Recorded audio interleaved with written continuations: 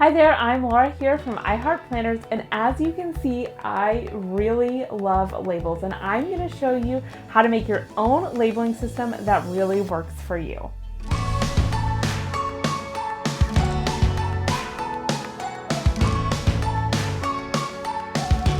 Before we dive into creating your labeling system, if you haven't already, make sure you subscribe, turn on notifications, and hit the like button. When it comes to creating your perfect labeling system, it's important to first consider why you're labeling in the first place.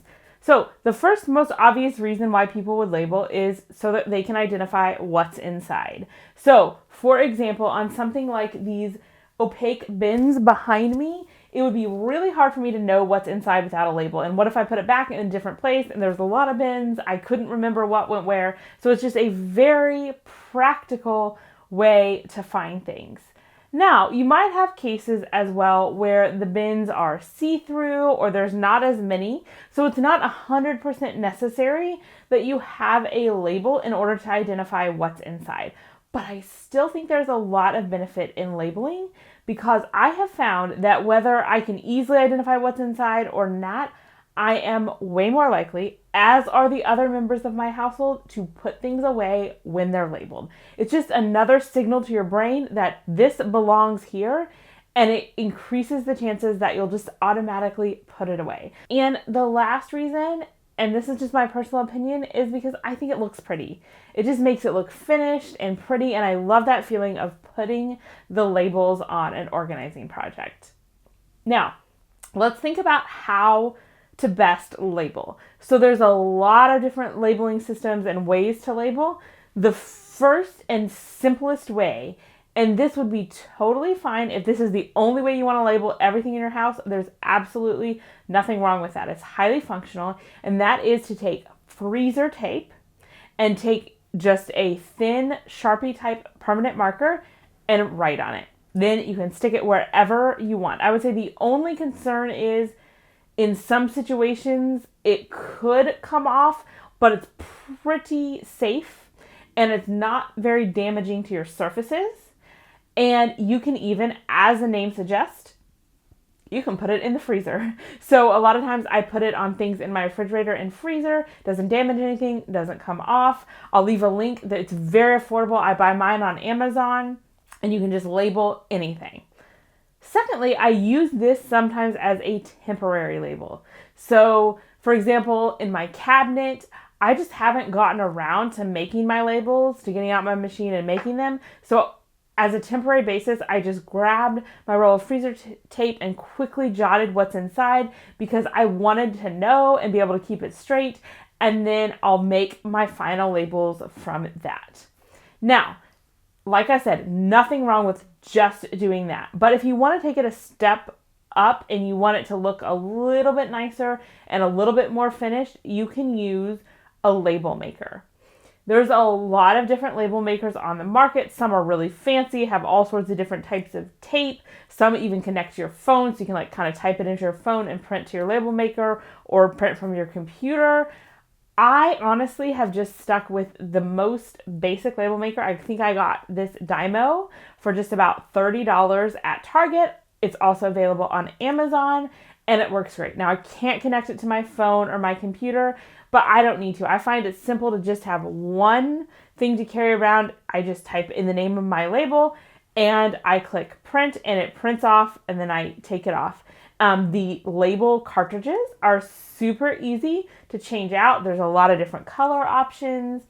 And this is also what I think can be helpful in really small spaces where it's harder to get the nice fancy labels like the ones you see behind me. There's just not enough space. Using this label maker can be really helpful because those labels are pretty small.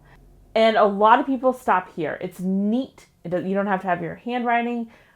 But if you're really interested in taking it up a little bit more, another option would be chalkboard or dry erase labels.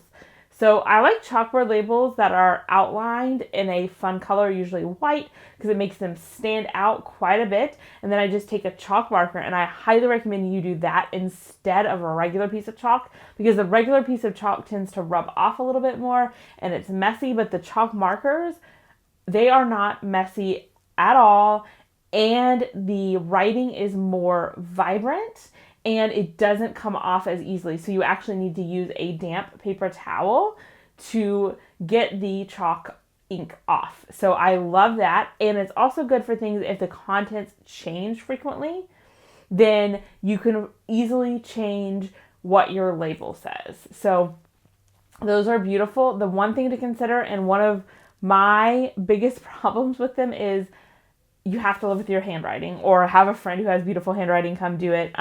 If I take my time, I can get decent handwriting, but I do wish that I had the beautiful handwriting that I see on some labels. That's just not me, so I live with the best that I can do.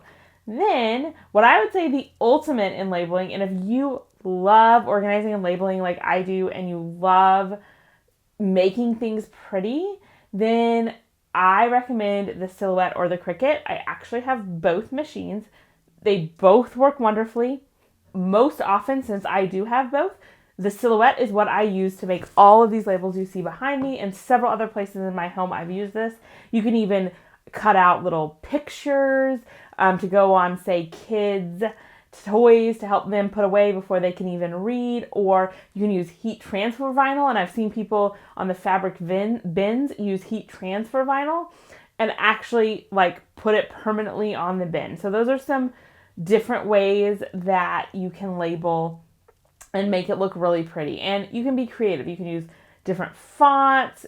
You'll see here that on some of mine, I like to use a big cursive word at the top and then go more in depth under that to really list out every single thing that's in there. The more clarity, the better. Like, it's not possible to over label. So be as specific as you need to be and label as much as you need to label. And you'll never go wrong that way. And also, I love that the vinyl, you can get all different colors, so whatever color you prefer, and it comes off. So if you use the temporary vinyl, you can take it off and without damaging your surface, and then place another label on it if you need to. I hope this has helped you create your own perfect labeling system for you, and let me know in the comments which type of label you most prefer.